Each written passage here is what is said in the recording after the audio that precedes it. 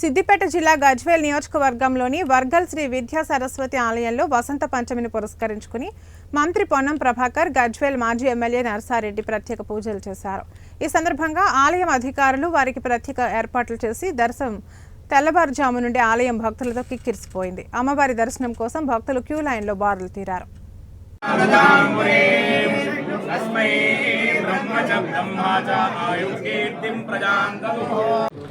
ఈరోజు వసంత పంచమి పర్వదినాన శ్రీ వర్గల్ సరస్వతి అమ్మవారి ఆలయం లోపల దర్శనం చేసుకొని అమ్మవారిని ప్రార్థించడం జరిగింది. తెలంగాణలో ప్రతి ఒక్క బిడ్డ ఉన్నత విద్యావంతుడై తెలంగాణ అభివృద్ధిలోతో పాటుగా దేశంలో కూడా మన తెలంగాణ బిడ్డ అన్ని రంగాల్లో ముందుండే విధంగా సరస్వతి కటాక్షం ఆశీర్వచనం ఏమని అమ్మవారిని ప్రార్థించినారు.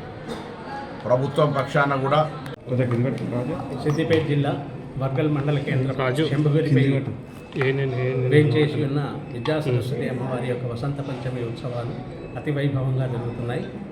ఈరోజు ఉదయమే విశేష పంచామృత అభిషేకం, పల్లకీ సేవ, అలాగే ఇప్పుడు లక్ష పుష్పార్చన కార్యక్రమం జరుగుతోంది. మధ్యాహ్నం 11:30-12 ప్రాంతంలో అమ్మవారికి 56 రకాల మధుర పదార్థాలతో నివేదన కార్యక్రమం, 3 గంటలకి